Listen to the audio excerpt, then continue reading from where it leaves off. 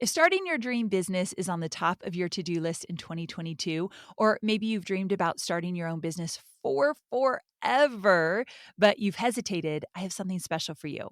I've created a free guide called The 3 Questions to help you fully and finally commit to starting your online dream business. This free guide will help you create a strong foundation for building a business that's aligned with what you really want out of life. Not just what you'll work on when you log in every day, not just how you'll make money, even though those things are certainly a big part of it. You'll walk away from this exercise with clarity, confidence, and a total commitment to a business that's built around the things you love the most, rather than a business that takes away from them. So go to amyporterfield.com/let go to get your hands on my 3 questions that will not only help you fully and finally commit to your big business dreams, but will help you lay the foundation for a business that you want to show up for every single day. amyporterfield.com/let go. The steps are the steps. The skill set is the skill set. You can pick up an investing 101 book and learn everything you need to know about investing. The key, the biggest block here is you. It is self. It's in your head. And it is you adjusting your mindset to think about what you are capable of doing instead of what you cannot do. Thinking about how you can seek out opportunities and find ways to learn instead of focusing on what you don't have and what you have not accomplished. Ourselves, us, we are the biggest stumbling block when it comes to the pathway to our success. And so I always tell people, yes, investing might seem daunting, might seem confusing, might seem difficult, but you are more than capable of learning how to do this. I'm Amy Porterfield, ex-corporate girl turned CEO of a multi-7-figure business. But it wasn't all that long ago that I lacked the confidence, the budget, and the time to focus on growing my small but mighty business. Fast forward past many failed attempts and lessons learned, and you'll see the business I have today. One that changes lives and gives me more freedom than I ever thought possible. One that used to only exist as a daydream. I created the Online Marketing Made Easy podcast to give you simple, actionable, step-by-step strategies to help you do the same. If you're an ambitious entrepreneur or one in the making who's looking to create a business that makes an impact and a life you love, you're in the right place, friend. Let's get started.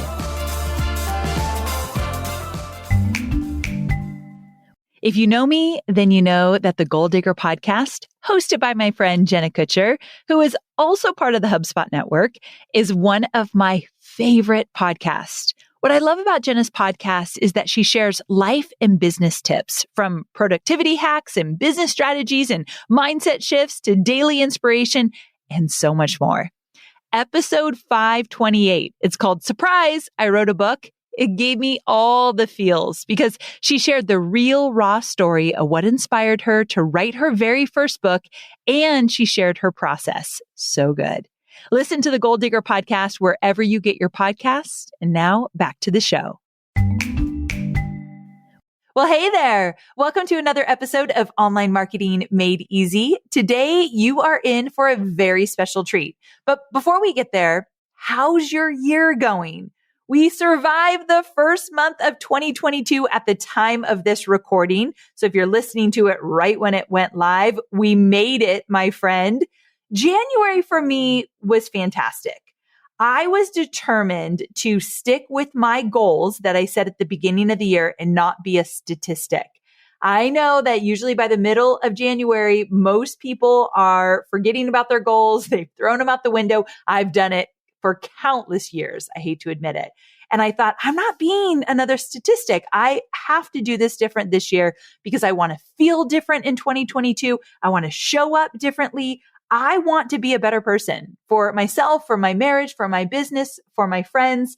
And so that means I can't throw those goals out the window. So all the goals that I set, I am still 100% on track, which I feel good about that.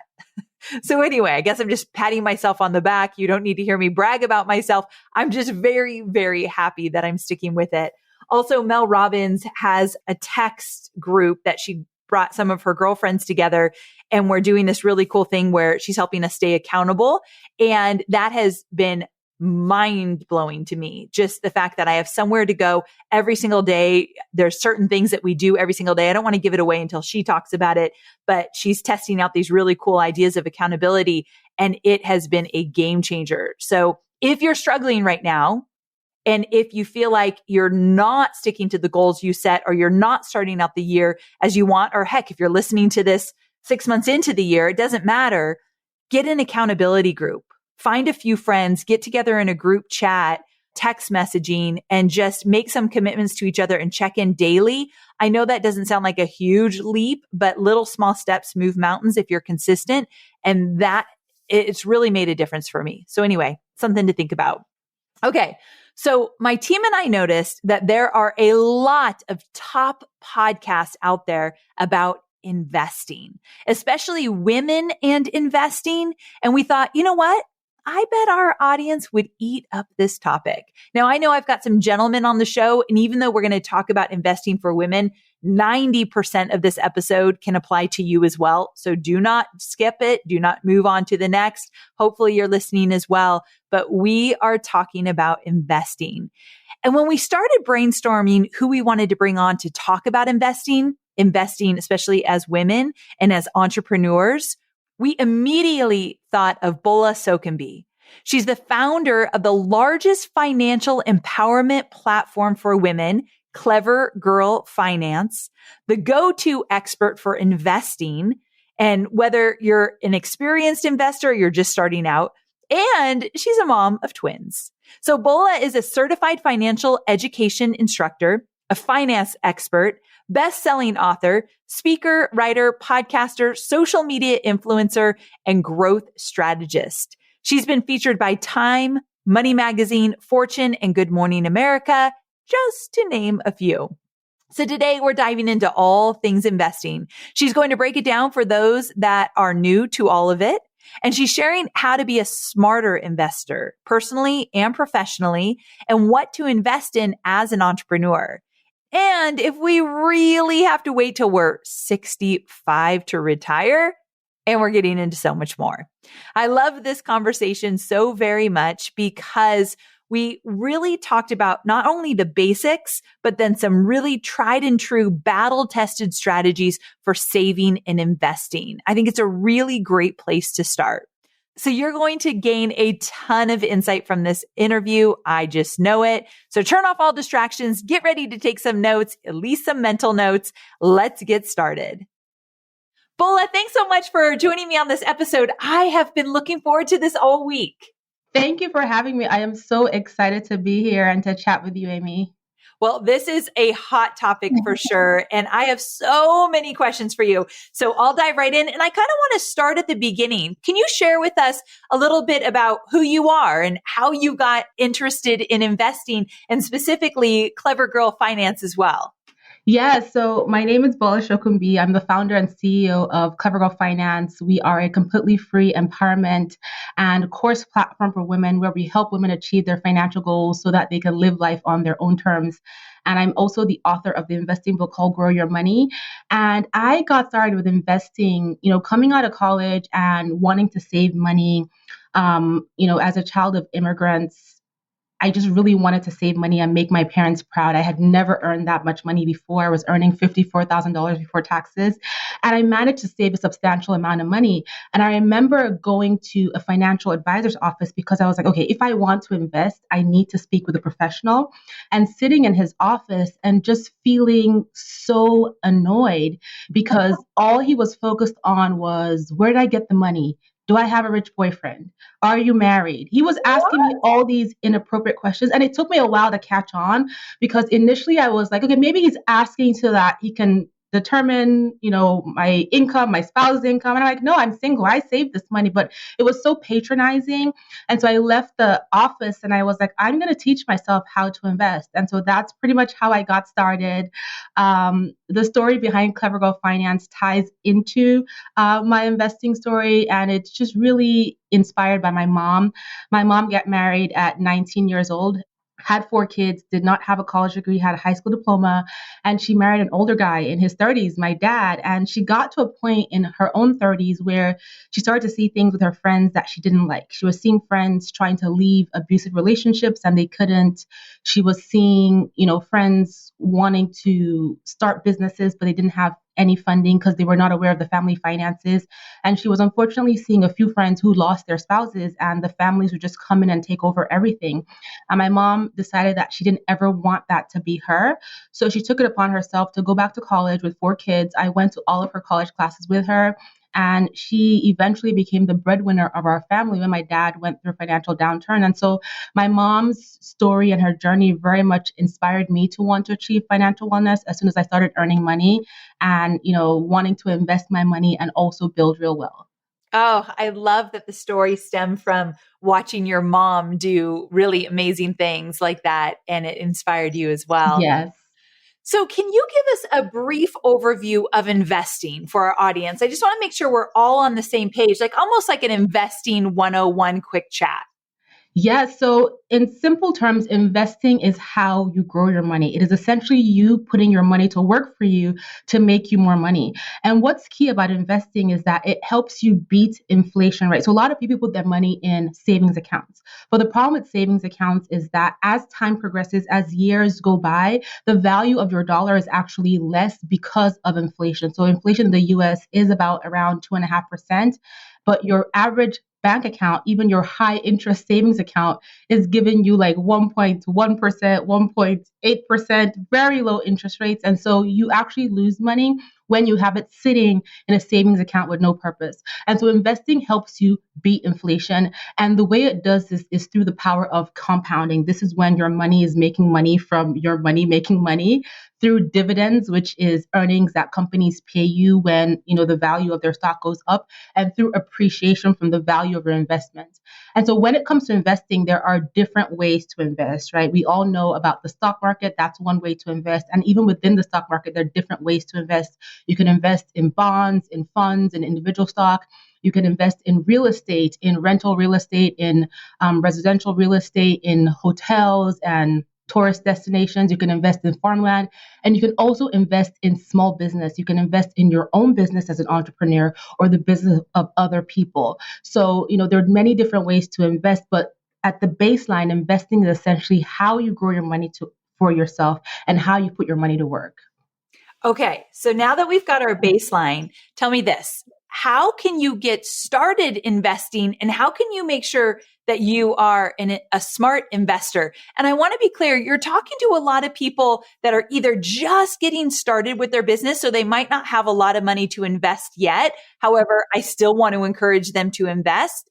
Or there's a lot of people that have really substantial businesses right now that are listening and they've got money to invest. So again, how do you get started investing and how do you become a smart investor? That's a great question. I think it's really important to really get clear on what you feel comfortable doing. Do you want to invest in the stock market? Do you feel comfortable there? Is real estate your jam? Is small business your jam? You have to determine what works best for you. The lowest barrier to entry of all of these three when it comes to investment is investing in the stock market, and we can talk about that later. But when you think about getting started with investing, you want to, first of all, understand the basics of how that investment works. And it's as simple as picking up an investing 101 book, listening to an amazing podcast episode like this one, like understanding how it works. And this does not mean that you have to be this incredible financial expert. It does not mean you have to know everything Jim Cramer knows. It just means you have to understand the basics, right? What is the investment? What is it going to cost you? How has it performed? You also want to make sure that you have goals and objectives around your investments, including a timeline. So basically, what do you need the money for? What are you investing for? What is the purpose, right? And when do you need this money by? In 5 years, in 10 years, in 20 years, right? Are you investing for early retirement? Are you investing for a kid's college? What is your goal? And then you also want to understand your risk tolerance. So essentially, what is going to cause you to lose sleep at night, right? There's all kinds of investments out there, but once you understand your risk tolerance, you can determine how you approach investing. Are you a conservative investor? Are you a mildly aggressive investor? Are you a fully blown aggressive investor? That will really help you determine your risk tolerance. Like, what's going to cause you not to sleep at night? That's a question you want to ask yourself. And then finally, going back to what I said earlier, you want to do your research, understand how the investment has performed, understand what the associated fees and costs are, understand how the investment is managed. So the key is really information, informing yourself so that you can make informed decisions and in turn be a smart investor. Okay. So a lot of people listening, if they just started their business, they might be thinking they don't have enough money to invest. So how much money do you need to start to invest? Yeah, so that is the biggest misconception. I think a lot of that stems from the fact that on social media, on the news, when we hear people talk about investing, we're hearing them talk about big numbers, like thousands and millions of dollars, but you really do not need a lot of money to start. There are many brokerages that you can open an account with $0 with a single dollar, right? The key to investing is thinking long term and investing consistently over time. And so once you open that account, then look at your budget and say, okay, how much can I afford to invest every week, every 2 weeks, every month, and build that into your budget and start to make those deposits. And because investing is a long-term play, and because your money will grow from compounding, dividends, and appreciation over time, you will start to see your accounts bulk up. Now, you being in the space and you having Clever Girl Finance, I'm sure you've heard all of the different advice about investing and how people should spend their money.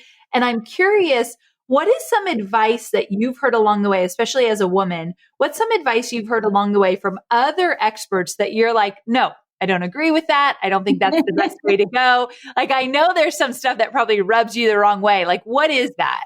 I don't know if I've heard this from experts, but I've heard people say that, going back to the question you just asked me, that there's no point to invest if you don't have a lot of money. That is not true. You can start investing small. I started investing small, right? It's about being consistent and doing it consistently over time. I heard people say that investing is like gambling. Investing is like gambling if you don't know what you're doing and you haven't educated yourself. But we just talked about how to get started with investing. And so the more information you have, the better position you are in to make informed decisions. And so you are now an educated investor. You are not gambling. And then another misconception I hear is that investing is confusing. And it is confusing, again, if you don't know what you're looking for, if you haven't determined the path that works best for you, if you haven't done your research, if you haven't learned the basics. So there's a lot of these misconceptions out there, but it's really important to understand that in most instances, having knowledge, having information helps to cure all of these. It's so true with everything, knowledge and information, and just being like willing to do your homework, which can be very daunting. Like investing is, Hobie and my husband and I have invested for many, many years, but it is something that I don't feel very confident about and I need a lot of help with. But I can imagine if I really did my homework and I got in there, I'd probably be even more enthusiastic about it because I feel more confident. And I'm assuming that's what you're teaching at Clever Girl Finance. You're actually giving the information that people need to feel more confident about investing. Exactly. So we're not telling people what to invest in, right? We're giving people information so that they can be able to decipher all of the jargon out there and make smart decisions for themselves based on their goals, based on their objectives, based on their risk tolerance, based on their timeline. That is what is incredibly important. Personal finance is called personal finance for a reason. It is personal to you. And as you approach investing, which is really how you grow your money, it can feel daunting and overwhelming. But when you think about your life and every difficult thing you've had to accomplish or every overwhelming thing you've had to accomplish, having information, right, has allowed you to be more confident to do it. And the same applies to investing. Okay, so tell me this, because we're talking about women in investing specifically, what have you seen as some of the really big mindset money blocks that a lot of women come to the table with that kind of stop them from investing? I think the biggest one I see is women telling themselves that this is not for me. This is for other people. This is not for me. I don't make enough money. I don't have enough money. I don't have enough information. This is not for me. That's a big mindset block I see, especially with women who are new to the Clever Girl Finance community. And also that this is going to be really difficult for me. And I see people losing money all the time. And this is just really difficult. And so again, it goes back to that information, it goes back to that knowledge, and it also goes back to being clear on what you are capable of. I always start out financial conversations with the women in our community by telling them, listen, the steps are the steps. The skill set is the skill set. You can pick up an investing 101 book and learn everything you need to know about investing. The key, the biggest block here is you. It is self. It's in your head. And it is you adjusting your mindset to think about what you are capable of doing instead of what you cannot do. Thinking about how you can seek out opportunities and find ways to learn instead of focusing on what you don't have and what you have not accomplished. Ourselves, us, we are the biggest stumbling block when it comes to the pathway to our success. And so I always tell people, yes, investing might seem daunting, might seem confusing, might seem difficult, but you are more than capable of learning how to do this. You went to high school, you went to college, you have all this experience, you have all this, life experience. You can learn how to invest. I bet you've seen a lot of transformation on your platform of women coming on knowing nothing, and now they're investing, feeling confident, growing their funds. Like, I'm assuming this is something you see a lot. Yes, I see this all the time. And what's really exciting is just seeing them realize that, wow, I didn't need to know everything to become a successful investor. I just needed to know enough and I just needed to be consistent. Ooh, that is good. That's like a good lesson in life. You just need to know just enough and you need to be consistent. And I could use that in so many different areas of my life, but for investing, it makes perfect sense. And I'm curious, you've built this platform for women. Why do you think it's so important that women specifically are investing? Yes. So this is a question that's so close to my heart. So the one statistic that we all hear about fairly often is that women live longer than men on average, right? And in today's world, women are choosing not to get married. Women are single mothers, they're breadwinners, they're sole household earners. And as a result, women need more money to sustain themselves over the course of their lives. However, there is also this big looming gender wage gap where we all know that on average, women earn 20% less than their male counterparts. And if we break that down by demographic, the statistics are much worse. And as a result of this gender wage gap, there is now this investment gap, right? Because when you don't earn enough, then you don't have enough money to then invest. And so as a result, women are also investing less than men, despite the fact that they're living longer and they have all these other financial burdens based on dependence, based on all these other factors. And we also have to think about the fact that when we go back generationally, right? For a lot of women, for a lot of us, the money conversation was not something that was just organically had. A lot of moms, grandmothers, depending on the age of your mom and your grandmother, they passed down amazing recipes to their daughters. And the fathers would pull their sons aside after dinner and talk to them about business and the office. And so money was never made to be a woman's place in previous societies. However, we're in this space where the tables have shifted. And we are, despite the gender wage gap, we're making more money than our mothers and our grandmothers, right? We are making these big decisions. We're earning these big incomes. The demographic of women is the fastest growing small business group in the US. And so we are in this space where we have to be able to make decisions about our finances for our current selves and for our future selves. And investing very much ties into those decisions that we make. And so I'm really passionate about, speaking to women about investing because of all these factors working against us. And because I just want to change that mindset that we are not good with money, because a lot of women tell themselves that. And also empower ourselves to invest and earn more and build real wealth. Because when you look at the studies, we actually are better investors Really? than men. And I love all the guys listening to this podcast, but that is a statistic. That women are better investors than men. I didn't know that. We make more focused, calculated decisions. We are less likely to invest on high emotion. Interesting. Or less competitive with our with our boys. Less competitive, you said?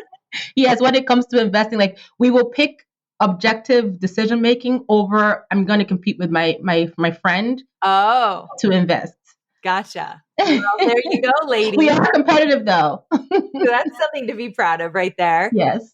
Okay, so if you want to invest, you gotta save some money to invest. And I'm wondering, what tips do you have for saving money, both professionally and personally? Unpredictability is part of what makes starting and growing a business both exciting and terrifying. From your very first offer online to your next big launch, finding predictability in business is about as likely as finding a last-minute dinner reservation at that new trendy restaurant you've been wanting to try on a Friday night. Unlikely. A HubSpot customer relationship management platform is here to help you grow and scale through uncertainty so that you can spend your time doing the things that you love, including going to that restaurant you've been wanting to go to forever. So HubSpot's reporting dashboard is like your crystal ball, giving you a bird's eye view on your marketing, sales, and customer service performance so you can get ahead of any issues before they happen. Learn more about how a HubSpot CRM platform can help your business grow better at HubSpot.com. I think, it's really important when it comes to saving to set goals. What do you want to accomplish? What are you saving for? What do you ultimately want to achieve? And how can finances help you achieve those goals? That's the first thing. The second thing is once you know what those amounts are, what you want to use that money for, then build it into your budget. And automate if you can. Studies show that when you automate your savings and your investments, you're much likely to save more and invest more on average.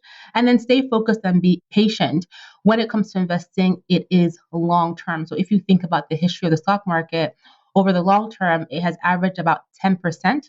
Before inflation, after inflation, about 8%. And this is the average, right? There are people who have made far higher gains than that average over the long term historically.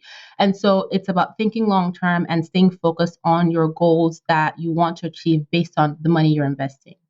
Okay. Now, I want to ask you about crypto. Before we even get to that topic, I know you don't tell people what to invest in. However, I'm sure it comes up in your community around, well, do you think real estate's better than the stock market or investing in small business? Or like, what do you say to people when they're like, oh my gosh, there's so many different things I could do and I don't really have a huge preference. Where do I even start? So I would say that broad diversification is key, right? And once you get comfortable with your first investment, it's easier to then, build up your ladder. And so I always tell people start with the lowest barrier to entry, which is the stock market. It requires the least amount of money to get started with investing. If you don't know what to invest in, you're learning about investing. You can invest in an index fund, basically a bunch of funds aggregated together that basically track, for example, the S&P 500, which are 500 of the major companies in the US. And you can invest in a fund like that and have broad diversification in the stock market. And then if real estate is something that you're interested in, you may think about rental real estate. You may think about investing in farmland. You may think about investing in commercial property. Start to do your research there. And then I'm a huge fan of a side hustle, or starting your own business. And that in itself is another way to invest. So it's really about understanding your preferences, doing your research, taking your time, and again, thinking about broad diversification. I love that. And, my dad has always invested since I was really young, and he invested in a commercial property. And it's interesting to watch our parents or loved ones when they're investing before we're ready to, because when that commercial property was rented out, it was all wonderful. And when that commercial property was not rented out, I saw him sweat for months and months and months. So there's pros and cons in all of this. And I think you're so right about like, what kind of risk are you willing to take and what, are you drawn to? And I love the advice of just let's start simple. I teach that kind of advice when I'm teaching digital courses. We're going to start simple. And you're saying, stock market, you can get in pretty simple and then you can start to diversify from there. So I think that's such great advice. And I would definitely say that, as I've said throughout this podcast, investing is for the long term. And as you use your dad's example, sometimes there's going to be like dips and slow periods and times where you cannot rent your property, for example. And so it's really important that you have a backup fund, you have emergency savings in place so that you can weather unexpected situations, right?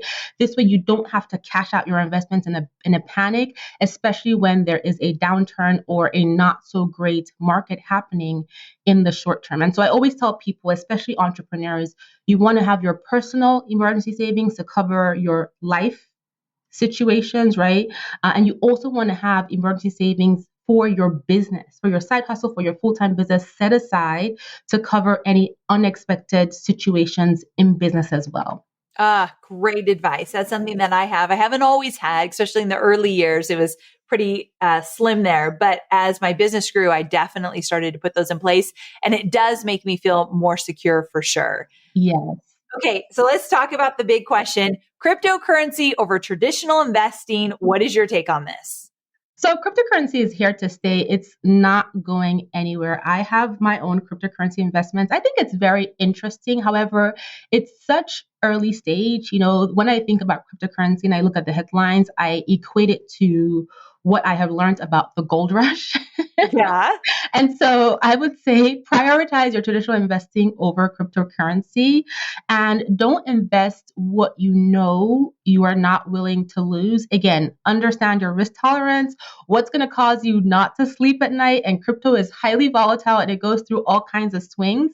But I do think that it's not going anywhere. It's here to stay. It's very interesting. And, just the idea of investing in blockchain has several opportunities that are just worth learning more about and doing research in. So it's worth considering, but you want to make sure that you have emergency savings in place, you have your traditional investments in place, and then, step into crypto. Great advice. Fantastic. I too have been invested in crypto, but I did it exactly how you said it. So I feel like I get a gold star. So you do. So tell me this. We were grown up. Okay. I was raised to think that at 65, you get to retire. Do you really think, knowing what you know about investing and saving and managing money, that you have to wait until 65 years old to retire? No, you do not Amen. have to wait. You absolutely do not have to wait. But it also depends on what kind of lifestyle do you want to have now. For example, my husband in the career that he does, he says he's never retiring. He's going to work until he's 85 or 90 years old. Oh, what does he do? I love that. He's a physician, right? He just loves caring for people. And there's other people who are like, you know what? I need to get the hell out of this job as quickly as possible. So it depends on your lifestyle, but there is no rule that says you have to wait until 65. It just really depends on what are you willing to sacrifice to achieve your retirement goal sooner rather than later. And that could mean cutting back on your current lifestyle temporarily so that you can save more money. It could mean, working extra hours, starting a business on top of your full-time job so that you can save much more money. But early retirement comes with a sacrifice. And so if you're willing to take that, I will say go full steam ahead so that you can achieve that goal of early retirement that you want for yourself. This is such a great conversation. Hobie and I have worked with a financial advisor for many, many years. And one of the things that we did just recently is I said, okay, if we want to spend X amount of money each year when we're retired, how much more money do we need to save to get to that point? Because I have no intention of retiring, but I was very curious what it would feel like to work and not have to make money. Like that's an interesting concept to me. I'm not there yet, but I was thinking, how old do I need to be and how much do I need to save, I guess is the first question. Well, how much do I need to save and when can I get there to actually be financially free in the respect of I don't need to make any more money and I could live off that money into when I die in my 80s or whatever.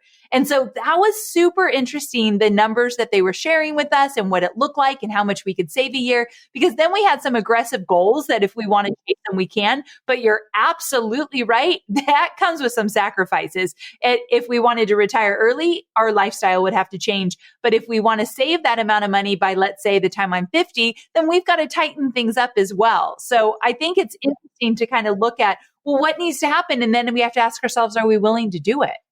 Yes, and I will also say, one thing that people need to keep in mind is that your retirement is not a day, right? You don't get to age 45, 55, 65 and then retire and then drop dead. Life Right. goes on, right? So if you retire, for example, at 65, the average retirement lasts about 25 years. That's 25 years of living, but also 25 years of opportunity for your investments to continue to grow. You just need to plan out, like you said, how much will you need to live on without working while the rest of your assets continue to grow. So how much you need to take out every year to maintain the lifestyle you want for yourself as your assets continue to grow. And one thing to think about is that when you look at the pool of retirees, most people don't retire 100% and just sit on their couch and watch TV all day. A lot of people pursue second careers, part-time jobs, passions, hobbies, things like that, and they end up bringing in income anyway. So Right. you can also look at it that way. I think that's a fantastic way to look at it. I feel like if I were to retire, I'd absolutely have to be dabbling in something else, which would likely bring us income. So that's a great way to look at it. And I was going to ask you, you said something that I thought, I forgot one of my extra questions I was going to ask you. Maybe it will come back to me. But let's do something fun, which is a rapid fire question section that I have now in all my podcasts. So are you cool with a little rapid fire? Yes. Okay, here we go. There's 5 questions. First question, who is someone that's inspiring you at the moment and why? So right now, my twins, I have 8-year-old twins. They inspire me a lot. They are at an inquisitive age, and it's really great to look at the world through their eyes. Twins. That's so fun. I love that.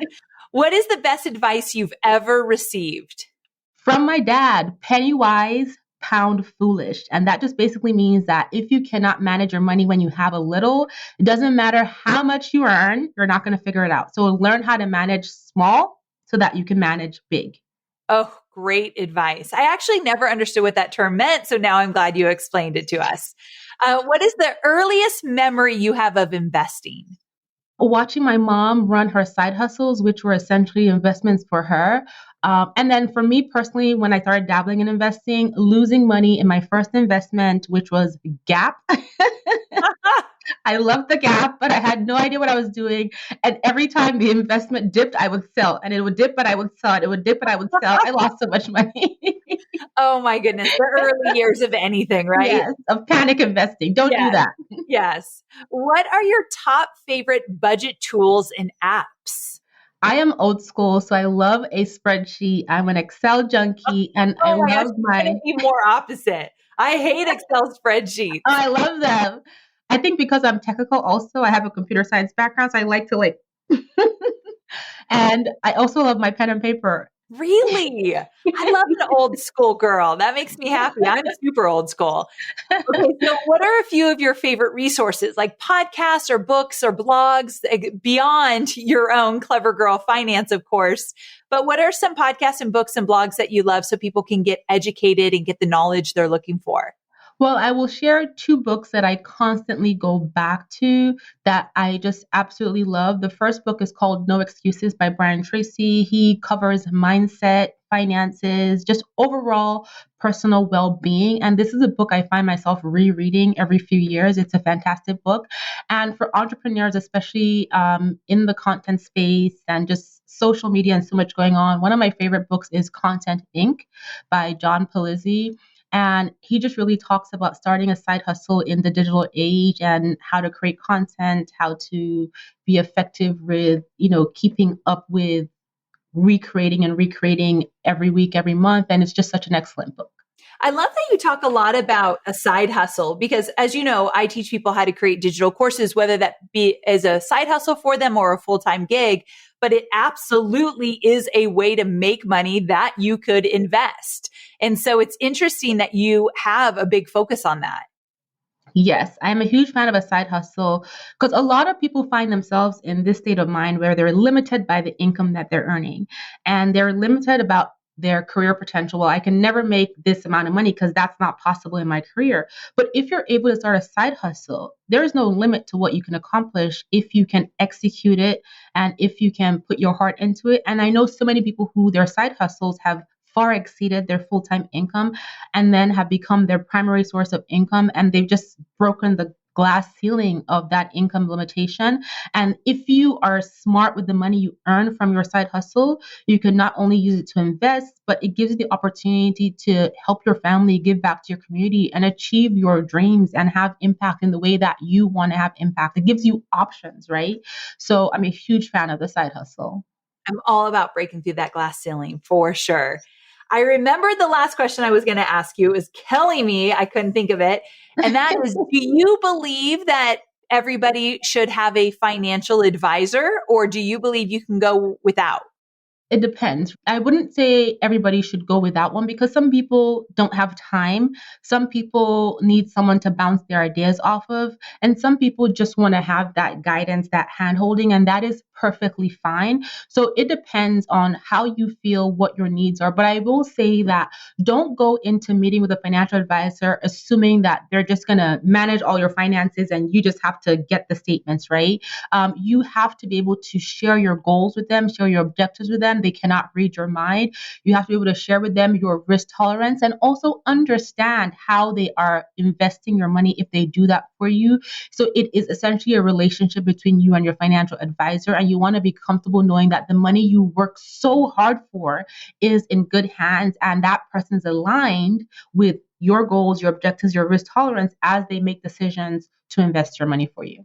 Yes. Fantastic. I totally agree. One of the first things when I started working with the financial advisor we have now is he put us through a quiz to find out how risky or risk adverse we were.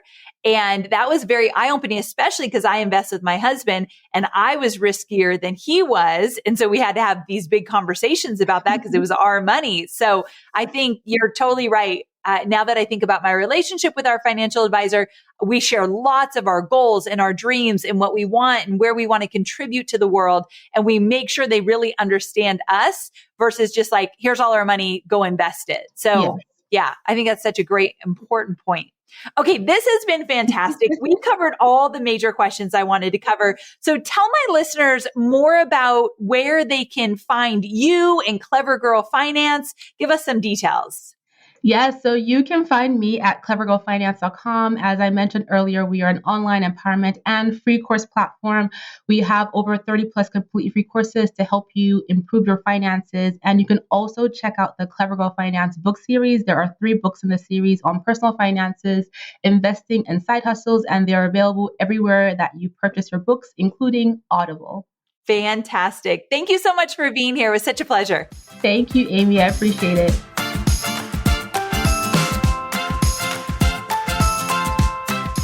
About a smart woman. I think my biggest takeaway from this episode was really getting clear on your goals, your financial goals, your lifestyle goals, what you want. And then also, and I think I could take away this lesson from probably every one of my guests, that my talented, successful guests that share all of their gems on my show, I feel like each of them use one word. Every single one of them uses this one word, and it's the same word for everyone, and it's consistency. So another thing I'm taking away from this episode is that Bola was talking about you've got to be consistent. Know what you want, get clear on your goals, but be consistent with investing. And I think that's one of the biggest takeaways. Hobie and I started investing later than I would like to admit. It's been a while since we've been investing, but I've been in business for almost 13 years now, or actually 13 years this month. And so we probably started investing 8 years ago, but that's a lot of years that I didn't invest while my business was growing. So one of my biggest regrets is not getting started sooner. So now with Cade, we have him investing. He's 18 years old and slowly but surely he's using his own money to start investing and dabble in different areas. And we ask him to pay attention to different things he wants to invest in. And then we talk about it. This is something that my parents never did. We never talked about investing. We only talked about saving. Super old school, right? My mom and dad, blue collar to the bone. We just talked about saving money all the time, but we never talked about investing. So it's something that I really want to change so that Cade starts doing it really early. Anyway, those are just some thoughts I had from the interview, but be sure to check out Clever Girl Finance and look into investing today. If you've never invested, I hope you make it your goal this year to at least get started. Like she said, you don't need a lot of money to do so. But I think once you get started, once you set up the investing account, once you get the ball rolling, once you start learning a little bit more, you'll be more likely to want to dive in even more. I hope you loved this episode as much as I did. Thanks so much for joining me today. As always, share with a friend, follow along on the podcast, leave a little love through a review. I am so grateful for all of it. See you next week, same time, same place. Bye for now.